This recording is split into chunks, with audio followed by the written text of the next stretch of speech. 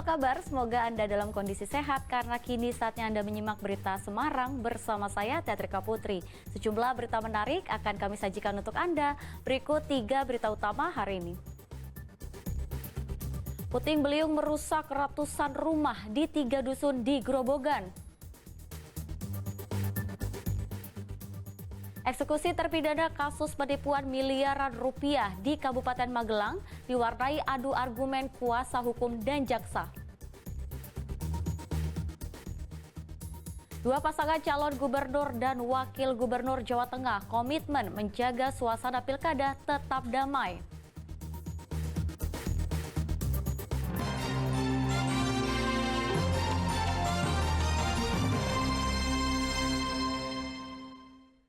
Ya, kita awali informasi pertama. Puting beliung sekaligus hujan es menerjang 3 dusun di Desa Cingkrong, Grobogan.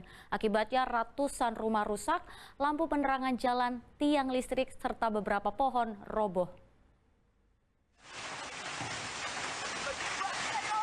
Sungguh mengerikan. Angin kencang melanda Desa Cingkrong, Kecamatan Purwodadi, Grobogan pada Selasa sore. Sebelum puting beliung datang, sempat terjadi hujan es. Angin kencang terjadi selama 10 menit. Akibat peristiwa ini ratusan rumah di 3 dusun rusak. Dusun Tegal Kiling, Dusun Karangmanis, dan Dusun Jangkung. Di Dusun Karangmanis, setidaknya 60 rumah rusak. 10 diantaranya rusak parah pada bagian dinding dan atap. Selain rumah, puting beliung juga merobohkan lampu penerangan jalan, tiang listrik, dan beberapa pohon. Ada angin puting beliung dan hujan es batu, sama anginnya kencang banget sampai ke rumah-rumah warga. Dampaknya Pak?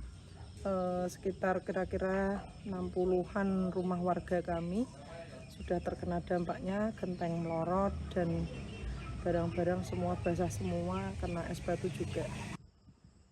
Rabu pagi warga mulai memperbaiki kerusakan di rumahnya masing-masing.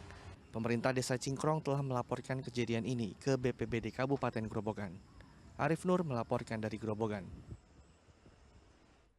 2 santri yang hilang di pantai selatan Kebumen akhirnya ditemukan dalam kondisi sudah tak bernyawa.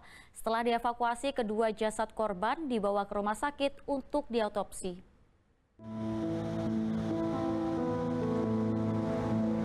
Pencarian 2 jasad santri yang hanyut di pantai selatan Kebumen tidak sia-sia. Basarnas akhirnya menemukan 2 jasad korban 7 km dari lokasi pertama kali korban hilang. Kedua korban ditemukan di pantai Tanggulangin. Kondisi kedua korban telungkup sudah tidak bernyawa. Setelah dievakuasi ke darat, jasad korban dibawa ke rumah sakit untuk diautopsi sekaligus diserahkan kepada pihak keluarga. Karena kedua jasad korban sudah ditemukan, Basarnas Cilacap menghentikan operasi pencarian. Melaksanakan operasi SAR dimulai dari jam 7, melaksanakan penyisiran ke barat sejauh 7 km, terus melaksanakan penyisiran menggunakan LCR dari LKP ke arah barat sejauh 5 nautical mile. Pada pukul 9.10 waktu Indonesia Barat mendapatkan info penemuan jenazah di sekitaran pantai Tanggulangin, Kebumen.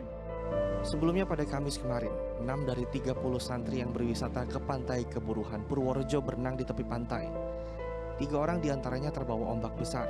1 orang selamat, sementara 2 santri lain dinyatakan hilang. Wahyu Diono melaporkan dari Kebumen. Ya, eksekusi terpidana kasus penipuan miliaran rupiah di Kabupaten Magelang diwarnai kericuhan. Kuasa hukum terdakwa dan Kajari Magelang sempat beradu argumen terkait permintaan penundaan eksekusi karena alasan terdakwa sakit. Terdakwa kasus penipuan Elsa Susana teriak histeris saat hendak dieksekusi penjara.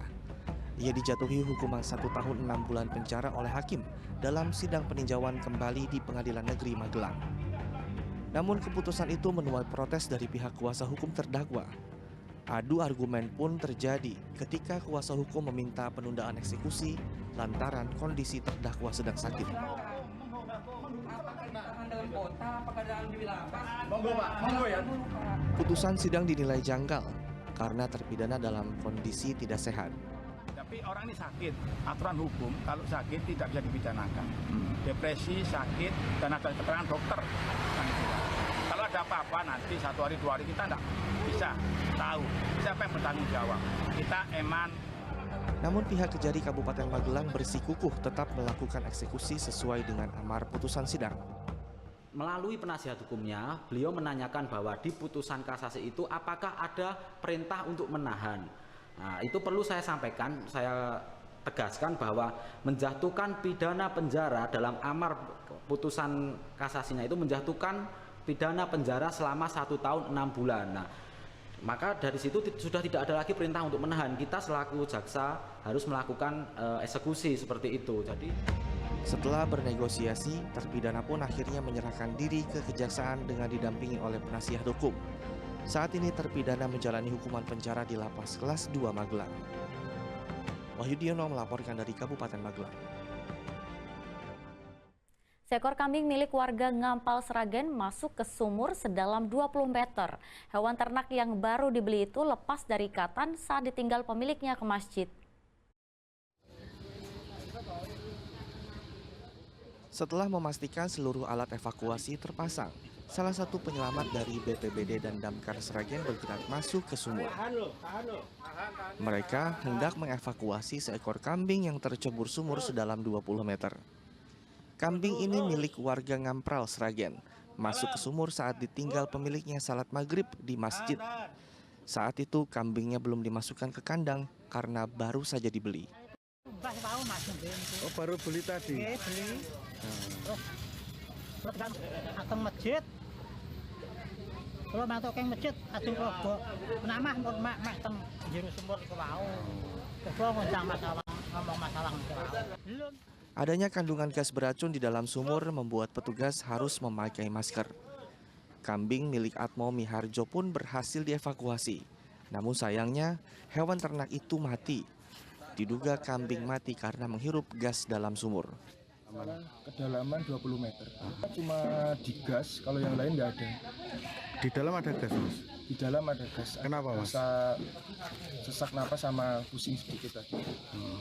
Terus itu sendiri, kambing sendiri hidup atau? Keadaan kambing sudah mati. Kenapa itu? Ya kemungkinan kalau ada gasnya itu. Warga diimbau untuk menutup rapat sumur jika berdekatan dengan kandang ternak. Langkah ini sebagai antisipasi agar ternak tidak tercebur ke dalam sumur. Heri Prasetyo melaporkan dari Sragen.